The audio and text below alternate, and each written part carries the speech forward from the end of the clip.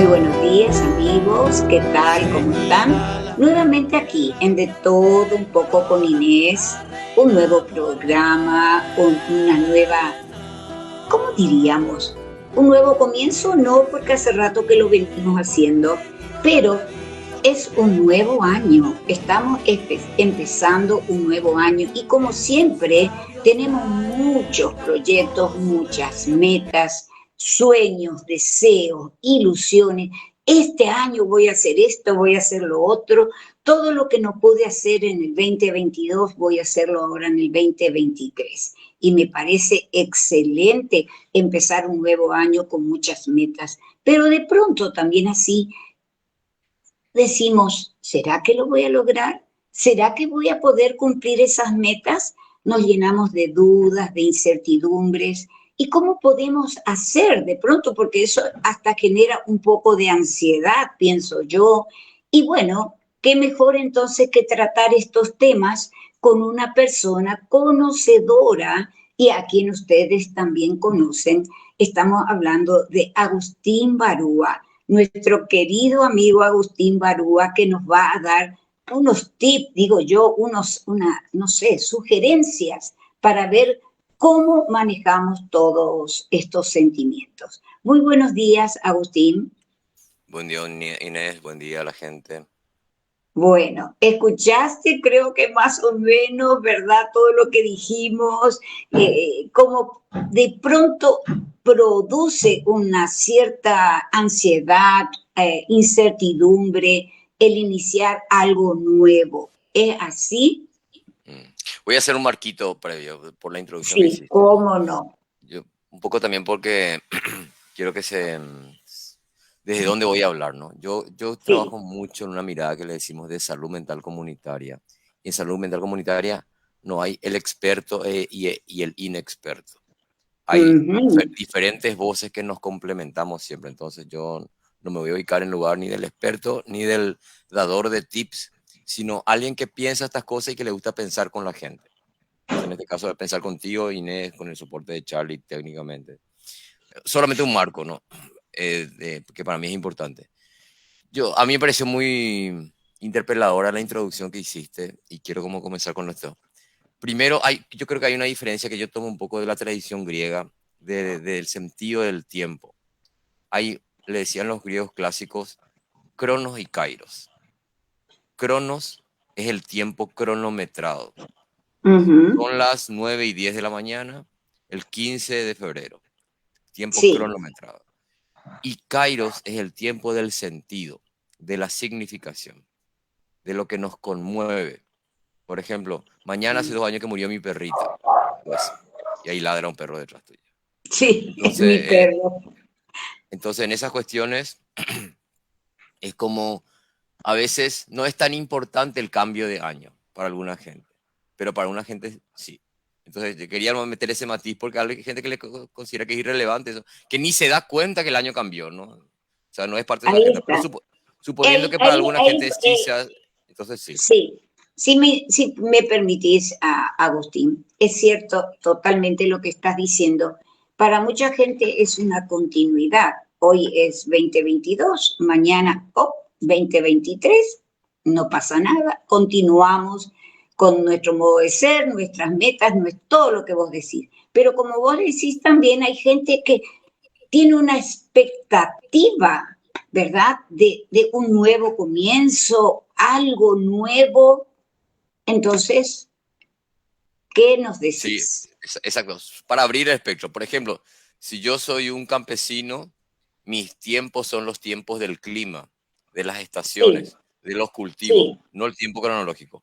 O si yo estoy preso en la cárcel de Tacumbú, yo vivo el minuto a minuto, no el año. O sea, no estoy como pensando en esas cuestiones porque estoy en la supervivencia. Interesante ver sí, cómo hay como muchas formas de vivir el tiempo. Un comentario quería hacer. Y después quería, ya entrando más en tema, sí. hay una cuestión, una frase de un psicopatólogo clásico que se llamó Henry A., que él decía que para él todos los trastornos psiquiátricos son básicamente problemas con la libertad. O sea, él Mm, decía que en realidad la psiquiatría lo que tendría que estudiar es nuestra relación con la libertad o con las libertades. Entonces, en ese sentido, yo asocio mucho libertades con incertidumbre, que es una palabra que vos usaste, ¿no? Sí. Porque, porque en general yo creo que es una época. Voy a hablar de Asunción porque yo siempre pienso que nosotros en Asunción decimos Paraguay, pero estamos pensando en Asunción de manera muy egoísta, Sí ¿no? mismo. Empecemos en Asunción, ¿no? De que es el territorio que yo resido, ¿no? Em, Muchas veces voy a usar la palabra creo que es hermanita de incertidumbre en Asunción, que es inseguridad, ¿no? Una palabra que Mm, usamos mucho, que está mucho en nuestra sí. cabeza, que está mucho en nuestros cotidianos. Entonces, mira, una de mis definiciones favoritas de salud es armonía con la incertidumbre. Mm, ¿Cuál es el difícil. espíritu de esa frase? Claro, y voy inmediatamente notas la dificultad, ¿no? Claro, Pero, difícil. ¿cómo es? Y bueno, y comencemos a problematizar. En general, por ejemplo, es una época donde yo estoy frente a vos en este momento y tengo clic de mi computadora, acá a la derecha tengo clic de mi teléfono, acá a la izquierda tengo clic de mi luz, ahí arriba tengo clic de mi ventilador de techo, acá tengo mi clic de mi control remoto del aire acondicionado, estoy lleno de clics. Es como que esté en Cliclandia, ¿no? Sí. Y los clics son para mí una metáfora, una imagen de una época que queremos manejar con botoncitos. Y los botoncitos son una ilusión de seguridad. Hago, mi portón se abre, mi portón se cierra de la casa. Clic, Sí. botoncito, arranca mi auto. Sí. Entonces, ¿qué pasa? Que la vida no es controlable en totalidad.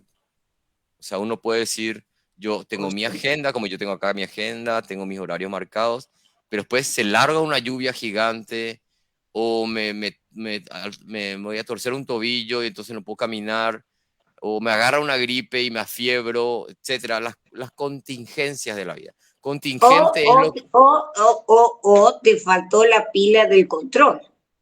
o Ay, faltó la fila del que control. eso sucede también. Seguro, seguro. Hay una lista muy larga de ¿verdad? De las cosas que Sí. o en nuestra vida. O, Y eso me parece muy importante. ¿Por qué? Porque ¿cuáles son las posibles consecuencias preocupantes de vivir en Clicklandia? mm, Vivir en Clicklandia es un poco, no me arriesgo, no creo, no innovo, no soy curioso. ¿Por qué? Porque todo lo voy a connotar, lo voy a interpretar como peligroso. sí. Entonces, la incertidumbre y su hermanita Azucena, la inseguridad, hacen que nos restringamos mucho. Y otra consecuencia muy complicada es en los vínculos entre las personas. O sea, desde la lógica de inseguridad, el otro es un amenazante. Seguro me va a querer robar. Este es Ah, medio, lo etiqueto, ¿no? Este tiene pinta de. A mí me llamó mucho la atención, por ejemplo, algo que decía, no sé si viste que en estos días una muchacha estaba por entrar a su casa, pasó un muchacho en una moto y le tocó exactamente. el culo al pasar. Vos Entonces, sabés que en eso pensé cuando dijiste, oh, los delivery, dije yo, hasta de eso vamos a tener miedo. ahí tenés, Clicklandia. Delivery es otro clic. Llamo, Sí, teléfono y en el clic, ¿verdad? Pero ahí sí, tenés que, en realidad, no funciona tan así. Pero no funciona no solamente eso, no funciona la clasificación de gente. Moto buena, delivery, moto mala, moto chorro. La vida es más compleja. sí, Entonces, quedarnos en Clicklandia es un poco esta dificultad de que pretendemos que nuestra vida esté sobrecontrolada. Te voy a dar otro ejemplo otra vez de Clicklandia, pero más antiguo, ¿no? Que es sí. los varones machistas celosos. Ujú. Pretendemos que podemos controlar la vida de nuestras parejas mujeres. Y tampoco se puede. Pero otra vez es el miedo a la incertidumbre. ¿Por qué hago todo este desarrollo? Porque me parece que cuando pensamos el año, que puede ser interesante, yo decía en una entrevista en diciembre, que a veces necesitamos planificar el no plan. Planificar el no plan. ¿Qué quiere decir eso? Validar la incertidumbre. Y ahí te preguntaría a vos, le preguntaría a la gente que está participando, ¿cómo se relaciona con la incertidumbre? O con su hermana con lo caótico. Corremos riesgos, nos permitimos no saber, nos permitimos la curiosidad, nos permitimos el cambio, o estamos como de alguna manera en una especie de búnker existencial con todos nuestros botoncitos activados, con todos nuestros miedos sin discusión, ¿no? Porque el problema de Clicklandia es este: electrifico mi muralla, alzo mi muralla, compro 2 pitbull, pongo un guardia de seguridad, pongo otro guardia de seguridad que controle mi guardia, pongo cámaras, pongo cámara en la esquina, le pido al Ay, ministro que no me entre. Y eso, si no, solamente vamos a pedir es a eso, terrible. nos quedamos encarcelados en nuestra necesidad de Presos, certeza.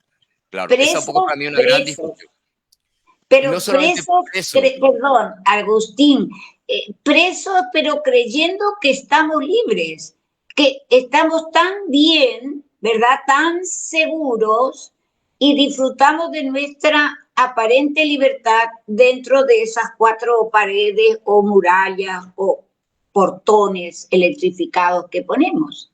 Ujú. En soledad, en vacío, en sedentarismo, en estatus de desconfianza permanente. Son cuestiones muy complicadas que yo creo que quiero asociarla a tu pregunta de inicio del año, ¿no? Que para mí tiene que ver no solamente con el inicio del año, sino con la existencia en general. ¿Cómo existimos, Mm, no? mm, Entonces, también hay otro elemento importante que creo que hay que desarrollar, lo que es Clicklandia ofrece confort, comodidad, ¿no? O sea, cuando yo suelo mirar mucho porque me muevo en motoneta por Asunción y me cuelgo en los semáforos con las cartelerías comerciales, ¿no? Entonces veo qué mm, ofrece la publicidad comercial.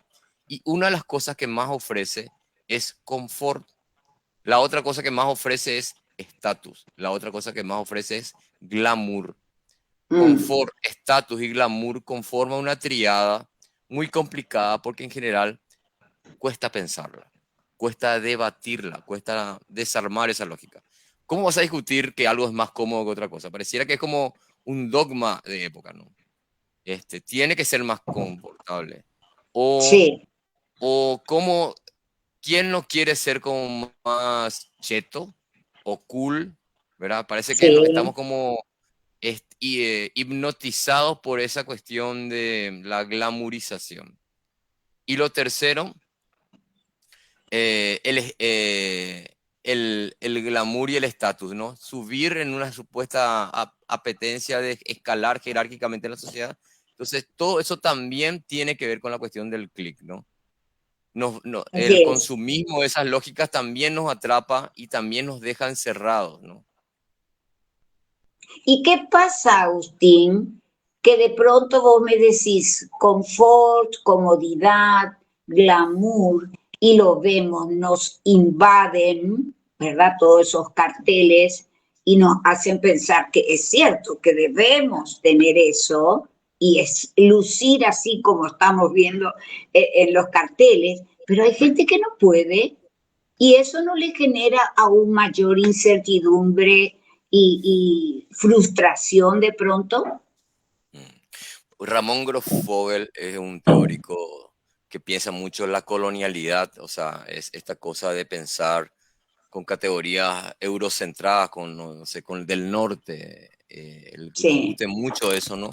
Y él decía que nosotros nos parecemos mucho a la democracia ateniense clásica. La democracia ateniense, la democracia griega clásica era los varones, los propietarios eran parte democrática de la decisión, pero las personas esclavas, las mujeres, la infancia quedaban afuera.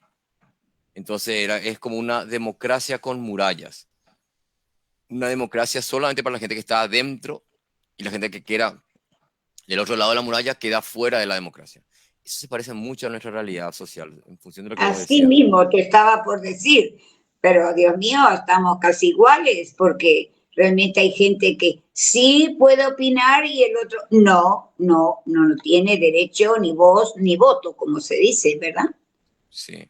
A veces hay como una pseudo voz y una pseudo votación porque, bueno, se ofrece, no sé, la posibilidad de votar, la posibilidad o no, pero son pedazos de participación muy pequeños y a veces muy de guau.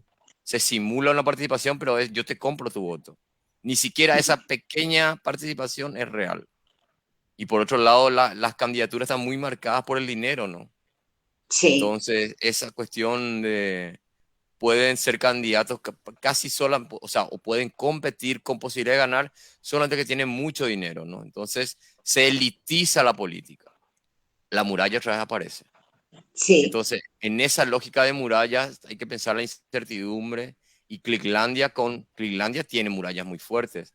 Si nosotros hacemos la comparación entre yo que decía, ¿qué identidades quedaban fuera en la democracia teniente? Repito, mujeres, infancia y personas esclavas. ¿Quiénes quedan afuera de la democracia paraguaya o asuncena, como estamos restringiendo? Las personas del bañado, las personas indígenas, en general las infancias, muchas de las mujeres y también muchos de los varones pobres. Entonces, está muy restringido eso y entonces ahí tenemos que no solamente es la incertidumbre de la vida, sino la incertidumbre de la desigualdad y los privilegios. Y eso se potencia más, ¿no? Y ahí, ¿qué sí. hacer? Bueno, ¿qué se hace con eso? Yo creo que a mí por lo menos sería buenísimo poder conversar sobre eso con la gente. Tiene que ver con cómo reivindicamos nuestros derechos, cómo nos organizamos para eso, ¿no? Yo voy a contar una anécdota que yo estuve 15 días, ahora hace poquito en el sur de Chile. Estuve en el Chiflón del Diablo. El Chiflón del Diablo es el Mm, nombre de una mina vegetal submarina que ahora ya es como un museo porque ya no funciona como mina, que entra 20 kilómetros por los socavones, por los túneles debajo del mar, ¿no? wow, no me Sí, digas que estuviste por ahí, Agustín. sí, y una persona, un guía, nos llevó a recorrer un trocito de esa mina, ¿no? Y era ex minero.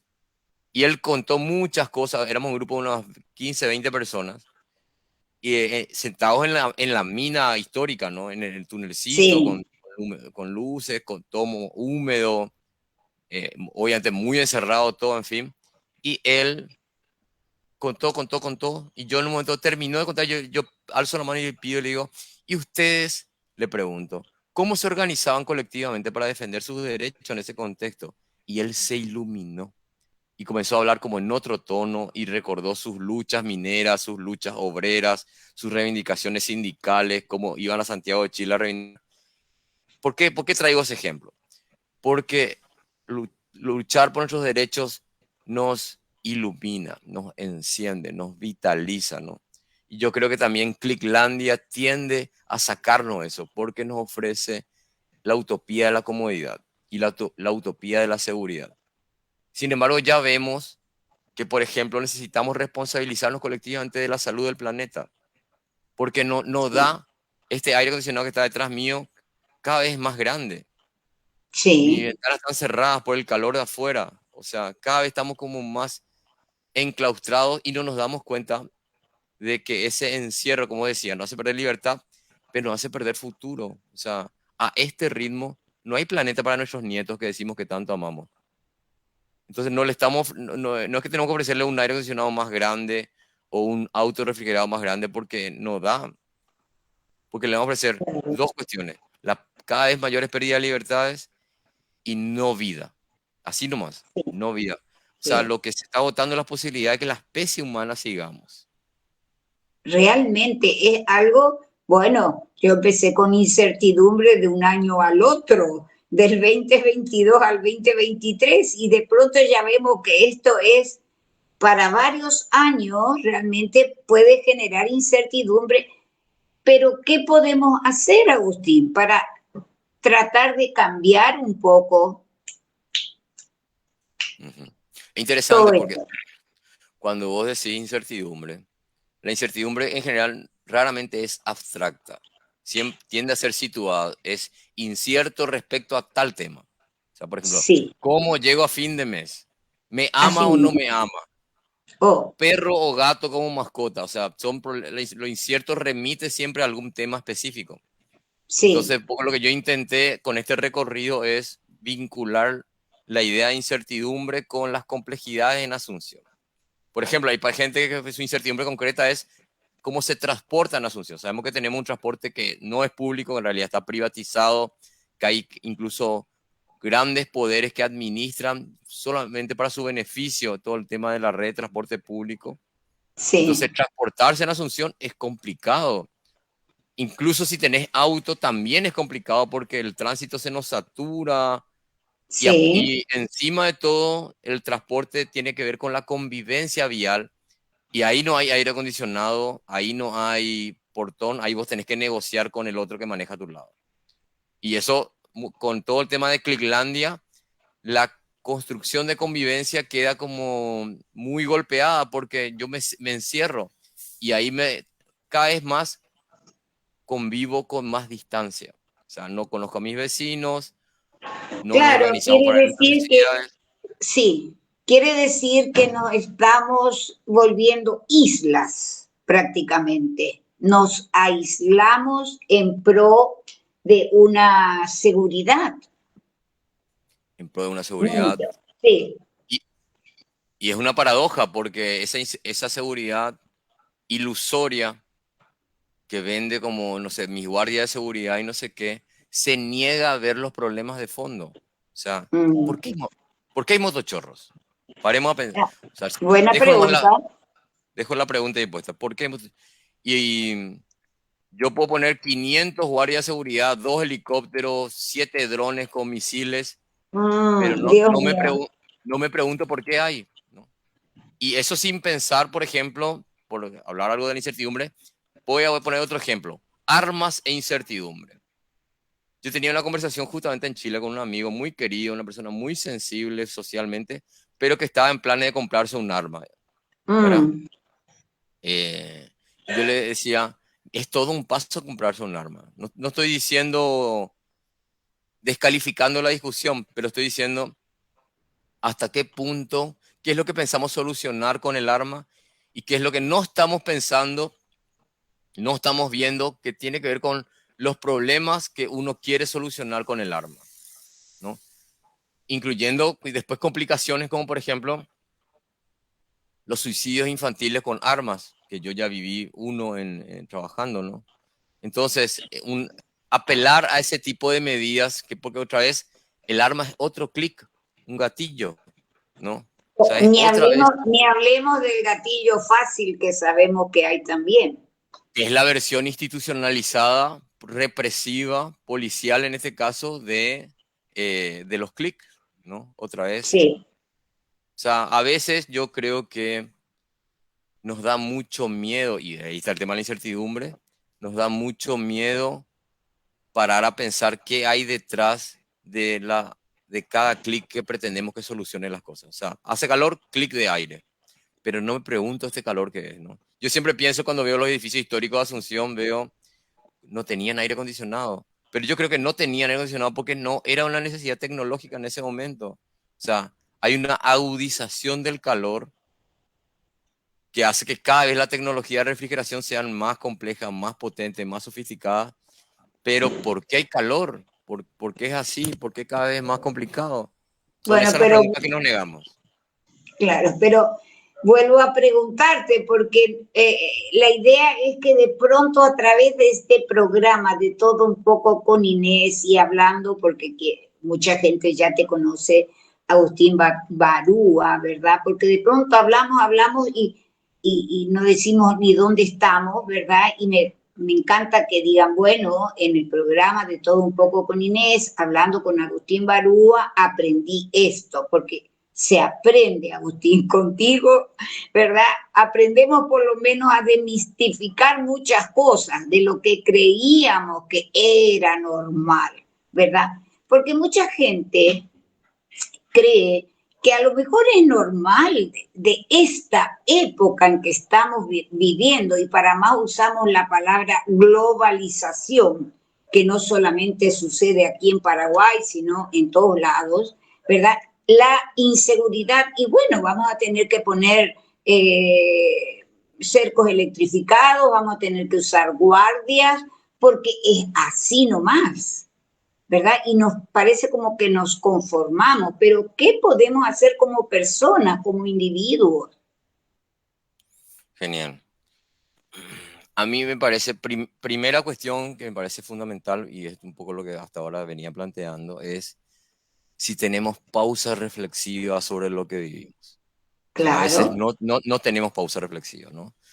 Le entrevisté a un ministro de salud de una de las regiones, en Chile le dicen regiones a los departamentos, de la región de la Araucanía, y él me decía sobre el gobierno de Boric, que es el presidente de Chile actual, Ajá, que está sí, capturado, entre otras cosas, por los incendios. Metáfora que en las instituciones en Paraguay usamos mucho. Hay que apagar incendios. No sí, literal incendio, aunque también los hay en Chile, pero muchas urgencias, muchas crisis institucionales.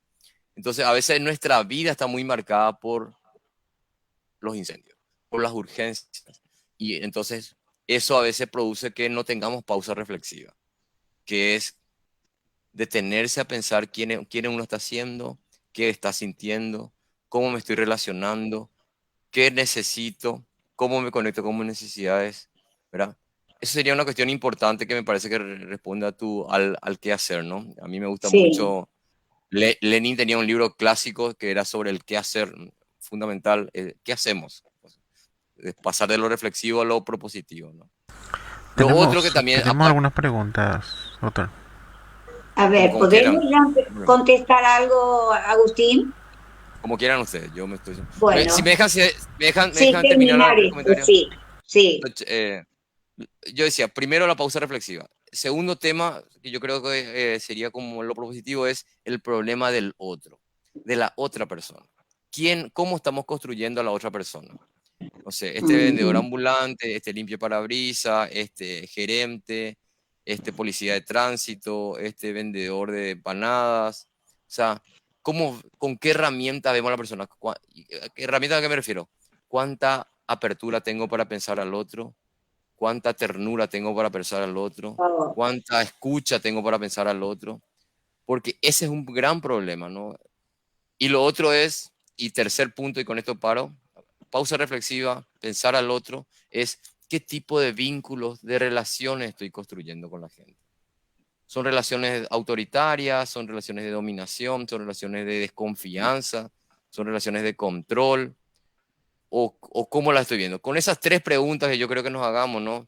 ¿Cómo estoy con la pausa reflexiva? ¿Cuál es el lugar de las otras personas? ¿Y qué tipo de vínculos estoy construyendo? Creo que tenemos herramientas para pensar el cambio que te interesa, Inés. el cambio, a sí mismo, aunque sea leve, pero realmente es tan importante comunicarse con la otra persona, ¿verdad? Que a veces vemos la situación en que está viviendo y no nos detenemos a pensar en cómo podemos colaborar cambiando un poco todo eso, ¿verdad?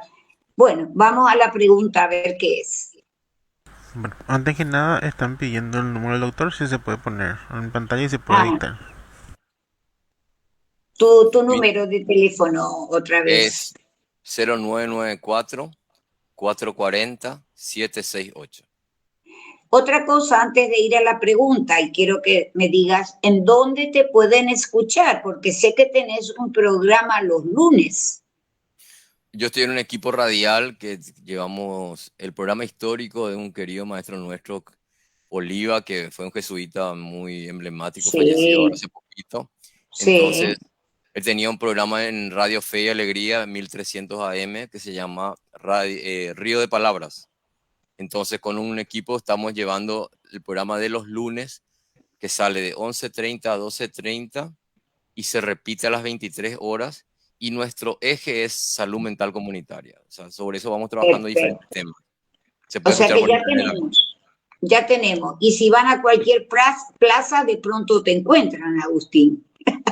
Yo Porque trabajo, sí, trabajo en un dispositivo que le llamo Clínica Placera, que son acompañamientos clínicos en salud mental en bancos de Plaza de Asunción, pero no cualquier plaza, no, ya porque sé que no, pero es me un muevo modo de decir. De en pronto vamos caminando y, oh, sorpresa, está oh, Agustín sorpresa. sentado en Plaza Italia, ¿verdad? Pero realmente yo que tuve el privilegio, porque es un privilegio tratar contigo, porque se aprende muchísimo, Agustín. Yo te puedo asegurar que de todo este programa que a veces hago contigo, ese sí me hace un clic, ¿verdad? Y veo cómo cambiar porque se puede, si uno realmente quiere cambiar más que nada a veces empezando con la familia, como siempre decimos de los nietos, para mí me toca ya los nietos casi. Bueno, vamos a la pregunta, a ver. Bueno, hay varias. Voy a empezar por las profesoras. Dice la primera Sí, profesora: ¿qué tal, doctor? ¿Cómo estás? Cada vez que está en el programa Inés siempre te veo. Una consulta, una terapia en grupo grupal para los alumnos de segundo año que generalmente padecen de depresión o, si cosas similares, ¿se puede realizar? Mm. Voy por ahí. A mí me parece muy interesante lo grupal como mirada terapéutica, ¿no? ¿Por qué? Porque lo grupal permite que uno aprenda de la otra persona también. No solamente por lo que dice, por lo que hace, sino también por lo que no dice y por lo que no hace. Entonces las terapias grupales para mí tienen mucho de enriquecimiento porque se disminuye el poder del terapeuta y se aumenta el poder de la gente entre la gente.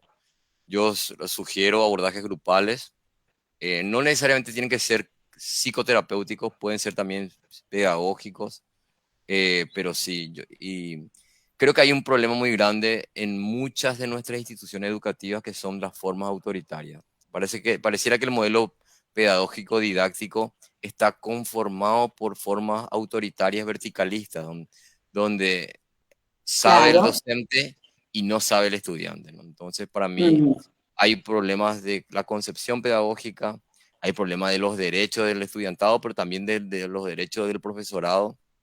Se trabaja en condiciones materiales muy precarias también en muchos de los casos, pero creo que es muy importante.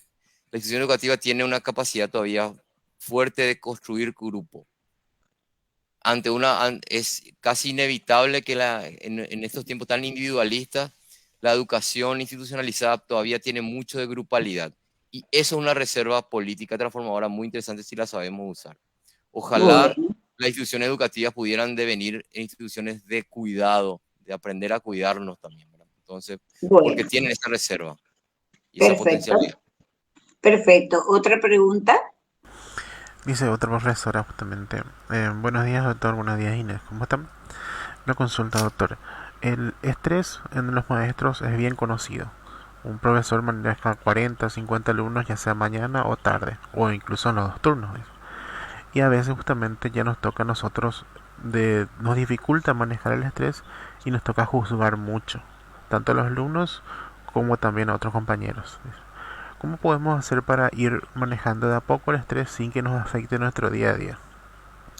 Yo soy muy crítico de la palabra estrés, así que voy a disentir con la profesora, porque a veces creo que se psiquiatriza ciertas cuestiones que no necesariamente son psiquiátricas. O sea, Ujú. alguien puede decir de estrés y otro puede decir maltrato institucional. Alguien puede decir estrés y en realidad lo que hay es capitalismo y lucro. Alguien puede decir estrés y lo que hay es machismo. O sea, hay que ver si detrás de ese nombre psiquiatrizado nos está escondiendo una serie de complejidades que son importantes desmenuzar, ¿no? Ahora, sí creo que hay malestares, por poner una palabra bien amplia, malestares, que son consecuencia de una serie de cuestiones, ¿no? Y creo que también el rol docente en nuestra sociedad asuncena es un rol de mucha presión o de muchas presiones. Hay presiones de diferente tipo, ¿no? Entonces, queda como atrapada, sobre todo son mujeres, pues sabemos que el trabajo educativo en general está generalizado, suelen ser mayoritariamente mujeres. Entonces, hay muchas presiones y hay muy poca contención. Nosotros trabajamos mucho tiempo en los bañados de Asunción. Yo cuando viví en Montevideo, Uruguay, también con un gremio de docentes, el tema de intercuidado en salud mental docente. Incluso siempre me acuerdo una frase que dijo en Uruguay una directora de un liceo, que es una secundaria del Estado, dijo: el liceo se mete en mi cama. Mm, El nivel mm. de sufrimiento mental que había institucional. Entonces, a mí me parece que es un tema que lo hemos hablado con alguna gente del MEC en algunos talleres puntuales, pero es un temazo. O sea, si nos cuidamos Sí. nuestros docentes están casi condenados a maltratar al estudiantado. Entonces, es imprescindible por ellos y por el estudiantado cuidarles. Quizás a mí se me ocurre, ¿verdad? De pronto que también tenemos temor de hablar, de decir, esto me está pasando, o si hay algo que me molesta, porque voy a decir maltrato, ¿verdad? Me siento maltratada, poder hablarlo, decir, esto no va, no puede ser, algo así. Pero a veces tenemos temores de que no, cuidado, no digas, tenemos que aguantar. Pienso, Sí, yo luego chica. agregaría a ese, tenemos que aguantar y a los temores. El temor, el hecho concreto que no hay escucha en las instituciones muchas veces. Incluso cuando se invita a que se participe, es una invitación de Guau. Entonces la gente puede leer claramente el mensaje. No hay escucha, entonces se calla. No es porque no quiera decirlo, es porque nadie le va a escuchar responsablemente Claro. su malestar, su dificultad. Perfecto. Una pregunta más. Como docente masculino, me es muy difícil enseñar a grados superiores, justamente por el tema de que si mi alumna tiene un problema conmigo, ella simplemente puede decir cosas que no son, y eso me dificulta mucho mentalmente. Incluso Mm. está afectando mucho mi trabajo y al punto de casi perderlo. ¿Cuál sería una solución básica para que yo tenga más fortaleza mental ante estas situaciones? Yo creo que ahí se introduce otro aspecto que es el tema de los varones y las masculinidades, ¿no? Ujú. Estaría buenísimo pensar cómo están los varones docentes viviendo su rol docente y su rol como varones, ¿no? Porque en Asunción creo que tenemos un problema que la mayoría de los varones somos muy machistas y parte de ese machismo se manifiesta en nuestra dificultad para conocernos, conocer nuestro mundo emocional y otra vez conocer dentro de nuestro mundo emocional nuestros miedos. Entonces, con todo eso trancado, dificultado, es muy difícil que no nos tranquemos en nuestros roles, no solamente docente, en nuestros roles en general, ¿no? Entonces me parece que se introduce en este caso un problema que no es solamente el mundo docente, pero que ya que estamos en el mundo docente, yo convocaría muchísimo a ver cómo nos estamos sintiendo como varones en el mundo docente, ¿no? Yo soy investigador, pero a veces también tengo tareas docentes y comparto preocupaciones que me encantaría que podamos tener espacios de ese tipo, ¿no? Que no los hay casi, o no los hay Perfecto. directamente. Aquí quiero interrumpirte porque hace mucho tiempo, desde que estamos hablando contigo, Agustín, pensamos en tener un lugar de encuentro, ¿verdad? Una conferencia donde la gente te pueda preguntar, por supuesto, con un tema, porque si no, nos quedaríamos muchísimas horas. Pero de pronto yo invito, ¿verdad?, a la gente que quiera tener esta entrevista así grupal, ¿verdad? Que me llamen al 0982 33 43 11 y si logramos una buena cantidad de personas, invitamos a Agustín a una entrevista grupal dentro del tiempo que él posea. ¿Te parece, Agustín? Toda la apertura, seguro. Bueno, entonces una pregunta más. Aquí, hasta ahora era una profesora, dice que justamente como directora me toca ver y tomar decisiones Oh, que sí. son muy, muy complejas y muy complicadas. A veces esas decisiones deben ser rápidas y no siempre son las certeras. La culpa me agobia bastante cuando llego a mi domicilio y no sé si tomé la decisión correcta o fue incorrecta, pero es la que tuve que tomar. Bueno, Eh, ese es un peso tremendo que tiene esta señora, ¿verdad? No sé, no entendí si había una pregunta en su comentario o ahora solamente una reflexión. ¿Había una Y pregunta? no, la pregunta justamente es si cómo puede hacer ella para lidiar con esa presión Mm, de resolver esas situaciones en el momento, porque no es algo con lo que te enseñan en la vida o incluso en la docencia a hacer. ujú. Yo creo que en estas situaciones uno hipotetiza, ¿no? No sabemos más en detalle, no sabemos quién es la persona, pero un poco yo me hago esta idea, ¿no? Primero, los cargos de dirección en nuestras instituciones son cargos sufrientes. Nosotros generalmente vemos, no sé, las denuncias. Fulano de tal se enriqueció siendo director de no sé qué cosa, ¿no?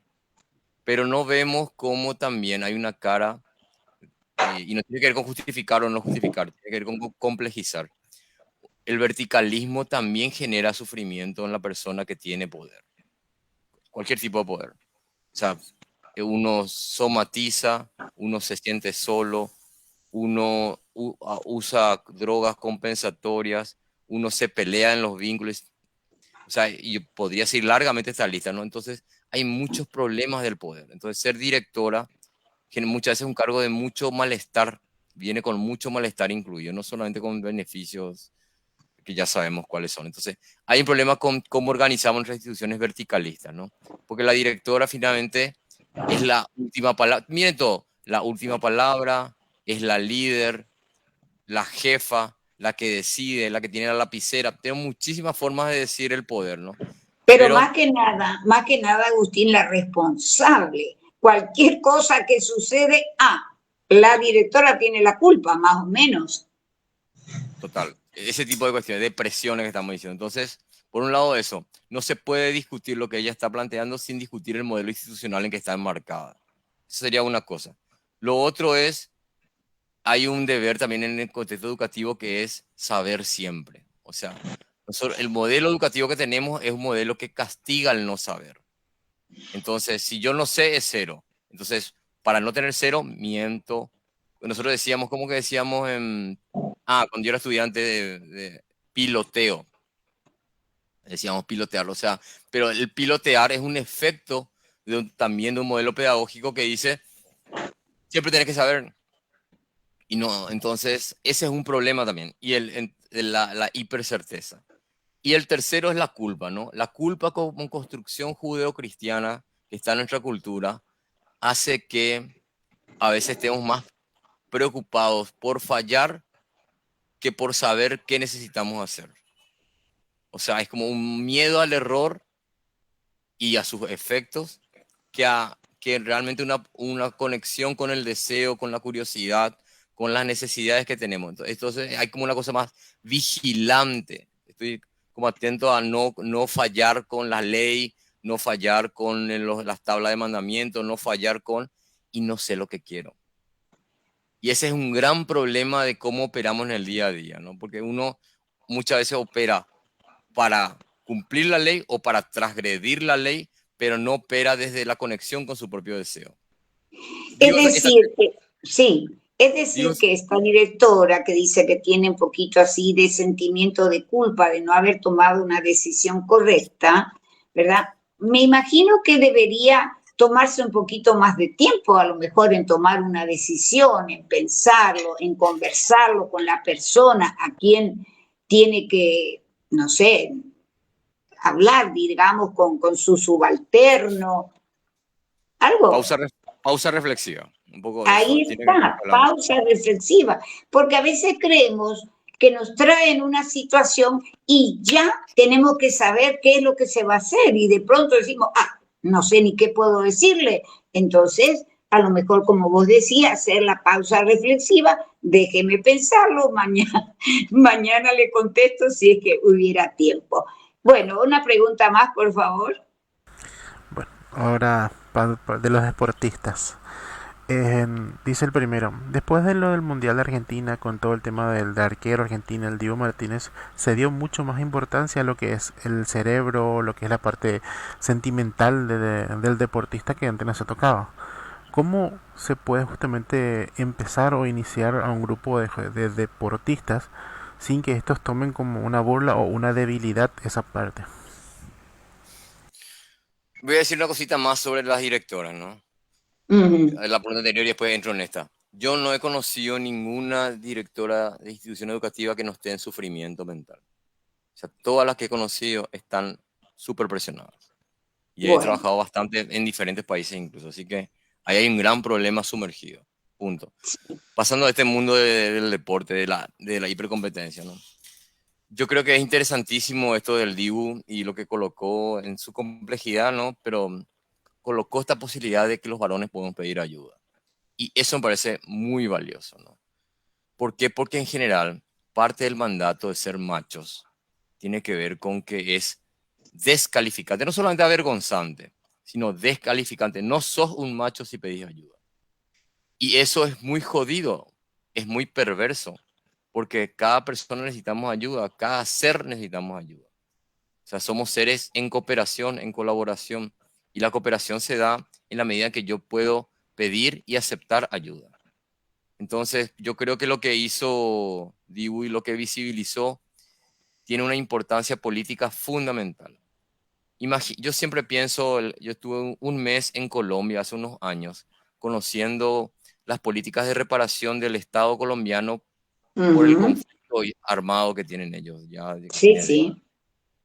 Y cuando salí después de ese mes, pensé mucho, ¿qué hubiera pasado si los varones colombianos sabían pedir ayuda, sabían decir, no sé, no puedo, ayúdame? Hubieran escalado menos ese conflicto, hubiera llegado a niveles menores de violencia. Entonces, me gustaría mucho que si hay una audiencia masculina acá, que puedan pensar un poco sobre cómo están con su derecho a pedir ayuda, quiénes saben de su fragilidad, cómo se sienten cuando necesitan ayuda, cómo escuchan la ayuda que logran pedir, cuán solos están. Ujú. Bueno, estamos, como siempre digo, acá en De Todo Un Poco con Inés, intentando, ¿verdad? Con nuestros entrevistados, en este caso el psiquiatra placero y viajero, como yo estoy diciendo, ¿verdad? Porque viaja muchísimo, Agustín Barúa. Entonces, seguimos con las preguntas. Dice el siguiente, la persona. Buenas Inés, te estoy viendo desde Portugal. Soy paraguayo y como paraguayo tengo una experiencia doctor. El paraguayo es muy autodestructivo, dice. Cuando yo estaba jugando en un club de un deporte en Paraguay, cuando llegábamos a la final, yo siempre el técnico que era uruguayo decía, vamos a ganar, vamos a ganar, vamos a ganar. Y los compañeros paraguayos siempre menospreciaban ese vamos a ganar. Siempre se van con la mentalidad de que no tienen derecho, no tienen la valía para ganar. Y esa mentalidad me cambió recién al venir aquí. ¿Cómo se puede hacer para trabajar con un grupo de niños o de jóvenes? Porque voy a ir a Paraguay otra vez. Para quitar esa mentalidad de raíz. Bueno, cuando se introduce la discusión de las nacionalidades, voy a meter un debate como antropólogo, ¿no? O sea, una nacionalidad nunca es unívoca, nunca es el paraguayo, sino que es múltiple, es plural, los, las, les paraguayos, ¿no? O sea, hay como todo un mundo de heterogeneidades, de diversidades.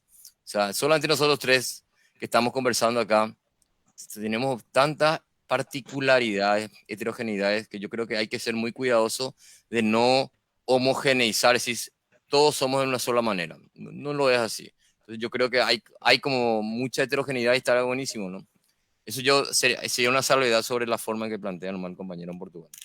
Lo otro es que yo creo que en nuestra conformación como Estado-Nación Paraguay hay mucha cuestión traumática no trabajada. O sea, nosotros tenemos una historicidad, vos tenés niños mártires Costañuda en tu espalda, Inés, hablando de Sí, ahí está, que soy uno, directora. una de las cuestiones traumáticas en Paraguay, la guerra de la Triple Alianza, la conquista española fue otra cuestión traumática, la dictadura peronista fue otra, la guerra con Bolivia fue otra, la desigualdad histórica que hay es otra, el machismo que tenemos es otro, y podríamos seguir con muchas cuestiones que están vigentes o que vienen históricamente no resueltas, que está detrás de esa cosa de la derrota.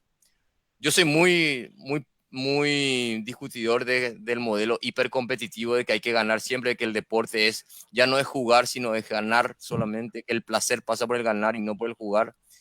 Pero creo que entender también el espíritu de la persona que comenta su preocupación, y también creo que por otro lado, eso ya se está dando. O sea, las nuevas generaciones capaz que tienen muchos intereses, se afirman identitariamente de diferentes lugares, no están tan pegados a Colorado Liberal, Cerro Olimpia, y algunas matrices de identidad, sino que le interesa, por ejemplo, la música indie del norte de Nepal, música indie Wow. que es independiente en inglés, ¿no? Entonces, con todo el tema de la globalización y de las nuevas tecnologías, las curiosidades se han abierto y hay como un acceso a un mundo de heterogeneidades que creo que ha permitido en alguna medida cierta reparación de eso. Capaz que cuando venga y se conecte con las nuevas generaciones y vea, por ejemplo, qué está curioseando la adolescencia de 14 años en Asunción, las adolescencias, puede encontrarse como que, bueno, la gente ya está reparando. O sea, la Claro. producción, por ejemplo, de arte en Asunción cada vez es más heterogénea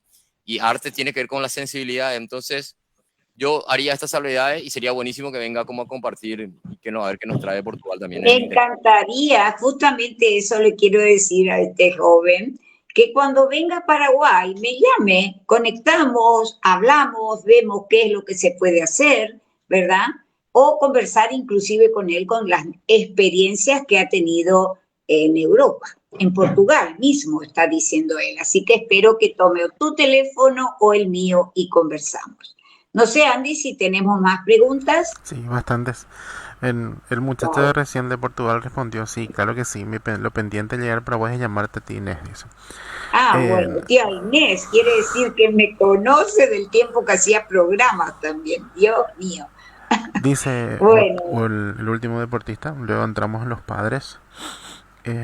Pregunta justamente aquí, practico un deporte bastante irregular aquí en el país, que casi no es justamente visto por otras personas.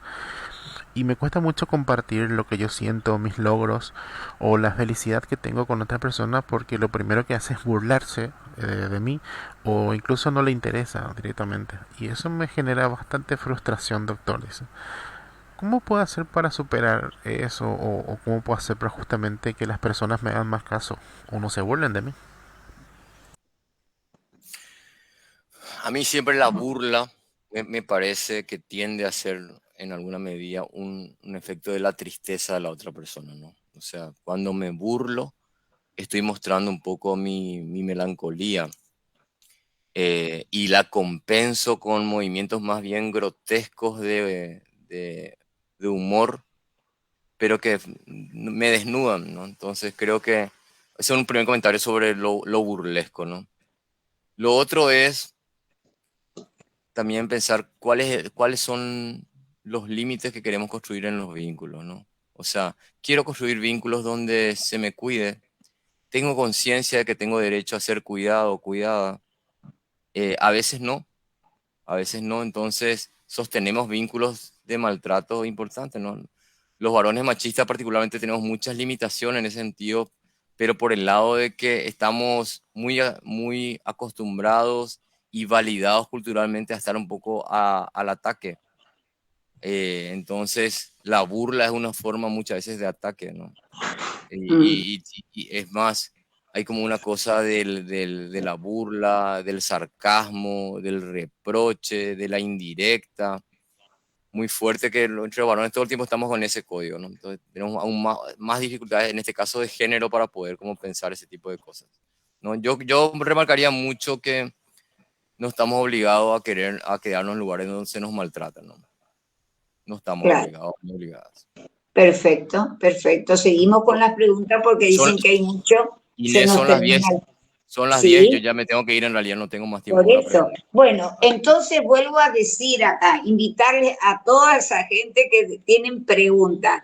Me llaman, Agustín, vemos en qué día, momento nos podemos encontrar, hacer una conferencia, porque hace tiempo desde que te conozco y desde que estás en este programa de Todo un poco con Inés, es que te estoy diciendo que me gustaría hacer una conferencia contigo, pero de pronto acá voy a entrar, como vos dijiste, los paraguayos. Los paraguayos a veces decimos, sí voy a ir, sí quiero, y después llega el momento y no se aparece. Entonces, podemos decir que necesito que se confirmen conmigo primero. ¿Qué te parece, Agustín? totalmente dispuesto. Cuando surja, estaremos ahí. Bueno, me voy Bueno, despidiendo. Un abrazo, Inés. Gracias también al sí, compañero que estuvo técnicamente. sí, Andy, Y a siempre ahí con disposición. nosotros. Bueno, muchísimas gracias, Agustín, por tu tiempo tan precioso para nosotros. Realmente hemos aprendido muchísimo y lamento mucho no poder responder las preguntas, especialmente de los padres, porque sé que hay muchas, ¿verdad? Pero le doy gracias a Dios por poder tener este programa que de pronto resulta interesante para muchas personas, como en este caso que hemos tenido al psiquiatra, al doctor Agustín Barúa Cafarena, con tantos conocimientos y tan sencillo es su manera de expresarse, ¿verdad? Que lo entendemos muy bien. Y nos despedimos de todos ustedes, como dice acá, soy la directora de Niños Mártires de Acostañú y también tenemos nuestra bandera, ¿verdad? Porque recordemos que nuestro querido Paraguay necesita de hombres y mujeres valientes que realmente puedan estar presentes en todas las situaciones. Muchísimas gracias y hasta el próximo programa en De Todo Un Poco con Inés. Noche seré.